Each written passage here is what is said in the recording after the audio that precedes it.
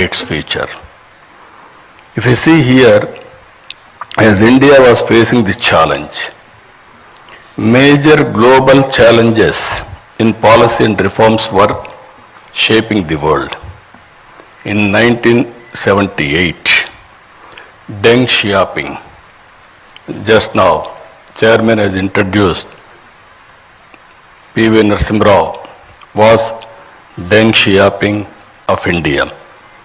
His philosophy, economic philosophy in China, which is summarized by the famous saying, always I used to quote this quotation, it should not matter if a cat is black or white.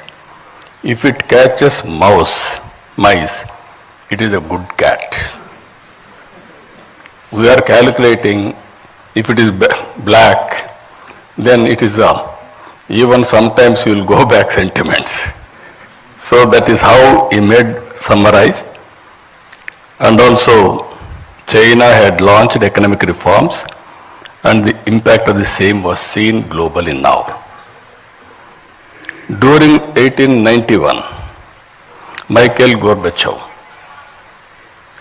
introduced major politico-socio-economic reforms under the umbrella of perestroika and glasnost.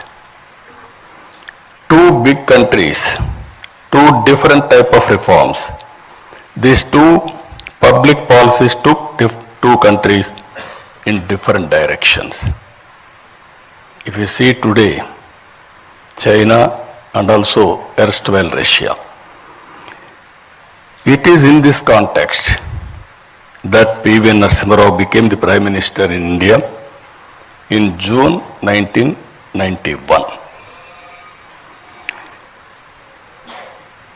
He recognized that the crisis was an opportunity and realized that India needed bold economic reforms.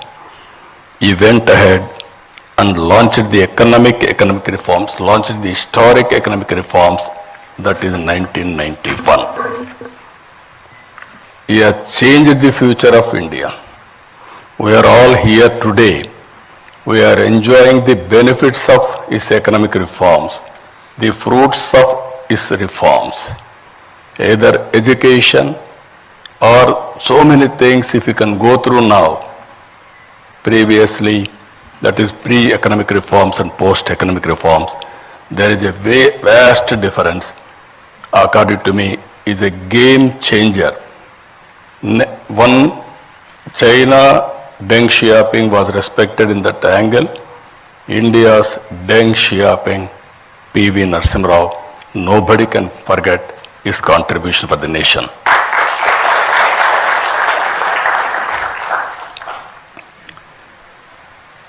It is important to note that he was heading a minority government, not comfortable government.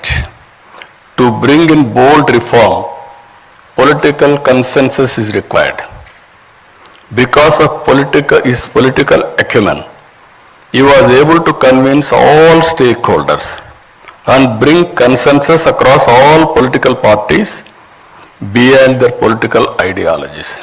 Some intellectuals, friends are there, even media. At that time, India used to talk some parties are talking communism, some parties are talking capitalism, some people are talking socialism. But to convince all these people and bring in one platform, it's very difficult. That is the greatest achievement P.V. Narasimha Rao garu was able to achieve. I really compliment him. P.V. Narasimha Rao garu ended the license Raj and made it easier to start and run businesses. He opened up the Indian economy to foreign investment. He reduced import duties, simplified taxes, and allowed private and foreign players into many sectors. He removed restrictions on trade and brought in financial reforms. Thanks to reforms, India's balance of payments crisis was addressed. economy opened up and started slowly growing steadily. The reforms helped improve the overall economic environment and set the stage for future growth. Because of these reforms, around 1995, IT revolution has come. Indians has taken first mover advantage in IT. And also today, we are having a windfall gain. That is where demographic dividend. All countries are facing aging problem. Only India is having advantage by having this type of youngsters. They are the future. I am 100% confident India will become very powerful in course of time. Because of this combination of three strengths, economic reforms, first mover advantage of in IT, and democratic dividend, India started moving ahead. After Narasimha Rao ji, Atal Bihar Vajpayee ji laid the solid foundation for the development of physical infrastructure and telecom revolution in this country. I am very fortunate I was associated with him. Napendra Mishra ji was with Prime Minister as Principal Secretary at that time. We had a wonderful time. He was able to achieve major milestones in the field of infrastructure projects, national highways, airports, ports, power projects, telecom, and setting up of information technology and industrial parks to boost industrial production and exports. India witnessed, that was his era, nobody can forget about his contribution. India witnessed coalition governments from 1989 till 2014. Because of economic reforms, coalition governments were able to produce better results, which the governments with clear majority in the past were not able to produce. That is where I am saying pre-economic reforms and post-economic reforms, that is the power of public policy. A turning point came in 2014. The electorate gave a strong and clear mandate to a bold and visionary leader, Honorable Prime Minister Narendra Modi ji. He brought bold initiatives like Digital India, Make in India, Startup India, and Atmanirbhar Bharat. Under the leadership of Prime Minister Narendra Modi ji, India had a new phase, one marked by confidence, clarity of purpose, and bold decision making. Under his leadership, India has moved from the 11th largest economy in 2014 to 4th largest economy in 2025. India became the 3rd largest economy by 2028. Modi ji brought not just political stability, but also a renewed sense of national pride and global respect. His strong stand against terrorism showed the world that India could no longer stay silent in the face of threats. Good relationship across all countries has become the hallmark of his policy for global good. The goal is not just to grow fast, but to grow fairly, where every citizen, every region, every sector shares fruits of progress. Rightly called Sabka Saath, Sabka Vikas, Sabka Vishwas. Recently, the World Bank latest estimates, India has achieved a remarkable position as the 4th most income equal country globally with a Gini index score of 25.5. and a score of America and China are much below at 41.8 and 35.7 respectively. Here we have to understand with public policies. Public policy is meant for people, not to make more and more rich. Wealth has to be created. Under the same time, even haves and have-nots, the difference we have to reduce continuously. That is the best policy Narendra Modi ji has brought. I really compliment him. Better than America, better than China, that is India has achieved for the last 11 years. Over 17.1 crore Indians have been lifted out of extreme poverty in the last decade. A testament to the success of Narendra Modi ji.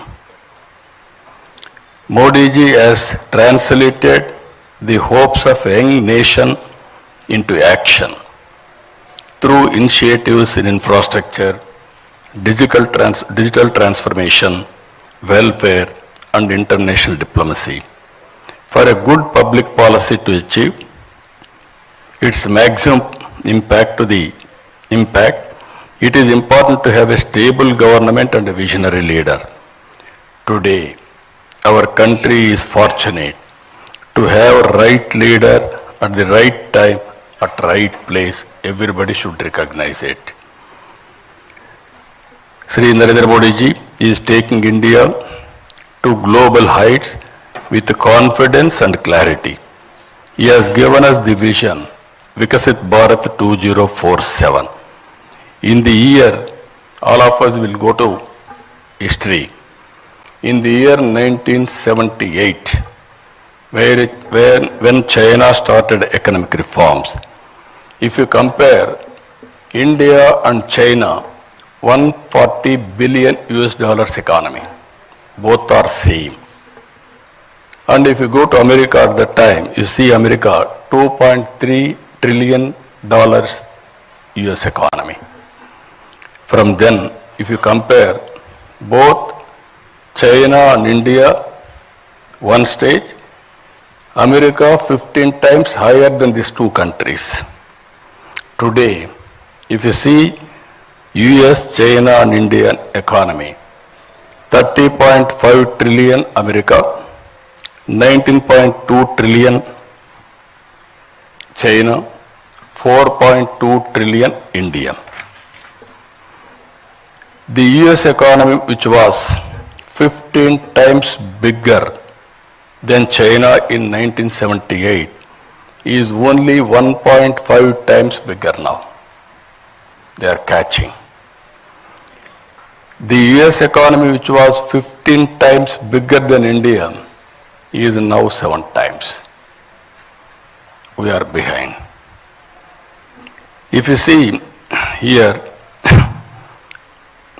India has consistently demonstrated their excellence on the global stage, earning recognition for the talent, technical expertise, and innovative thinking, whether in space technology or healthcare or entrepreneurship. Indian professionals have shown that they can compete and lead the highest levels globally. You are seeing recently around 20 who are all best people, wealthiest people in the global community, who are all migrated, 2 are from India. And also 125 global rich people, around 12 are from India. Our people globally are doing extremely well. I don't have any doubt about it. That is their performance today. The world will look to India and Indians for delivering solutions that drive progress and transformation across industries worldwide. The stature and performance of Indians across various leadership positions globally is already visible. It is important to take this to the logical conclusion. All of us, it is a very historical occasion All of us has to remember P.V. Narasimha Rao's contribution. We have to pay homage to him. And also we have to remember Atal Bihar Vajpayee ji. He has contributed to the great nation and also very strong foundation he laid. And at the same time, earlier I told you India is having three strengths. One is economic reforms. Second is demographic dividend. Third one is first mover IT advantage. Now we are having one more advantage. That is very strong and stable leadership, Narendra Modi ji. I am telling you this with my heart. I have seen all politics for the last 5 decades nearly. Pre-economic reforms I have seen. Post-economic reforms I have seen. I have worked with different prime ministers very closely. And I supported prime ministers. And I was a coalition partner also. By seeing all these things, at one stage if you see, around 1995, 91 economic reform started. I became Chief Minister in 1995. I started second generation reforms in Andhra Pradesh. That is where Atal Bihar Vajpayee ji was the Prime Minister. Nupendra Mishra was the Principal Secretary to him. I used to go with new ideas every day. And also I used to influence him, lobbying him for getting it done, positive things. I was very happy the way things have happened. I remember very well when he was with PM. One day I went to Honorable Prime Minister one idea. That is roads, national highways. Youngsters may not remember at the time. All our roads are in bad condition, full of potholes. To travel one place to another place, very difficult, miracle. Then I asked him, we have to change this policy. I went to Malaysia, small country, 2 crore population. They had 8-lane road, east and west coast corridor, one of the best road. I traveled 200 kilometers that road. Then I came and asked him, he constituted a committee. We gave a recommendation. First proof of concept we have done in Andhra Pradesh, that is Nellore to Chennai. Now golden quadrilateral road, and also every road if you see now, we are not inferior to anybody in the world. Much better roads we are having. That is the achievement we are able to do. Second one, I had a bitter experience at that time. Telecommunication. Now fortunately we are all having cell phones. So you didn't remember olden days. We had only 2 companies. One company, BSNL, domestic calls. Another company, VSNL, international calls. Both are public limited. If you wanted to call, we have to register a call through manual exchange. You will write down. At that time there are different calls. Ordinary call, emergency call, lightning call. Lightning call used to come once in a week or 10 days. That is what you call lightning call. If operator wanted to connect anywhere, he can connect within no time. Then I went to Honorable Prime Minister at that time. I requested him, China is moving very fast. Why can't you move? Then he asked us to constitute a committee. 2 members, myself and Honorable Finance Minister. Both of us gave a report. That is how deregulation has come Today, every ordinary man, wherever he is having a cell phone. Now, jokingly, I am telling today, with all meetings also, people heckled me at that time. Cell phone can give food. They vulgarly, sometimes political attack also. Even Shekhar Gupta is there from the beginning, he was witnessing me. But today, wife can live without husband, husband can live without wife, but both of them are unable to live without phone, cell phone. Cell phone has become a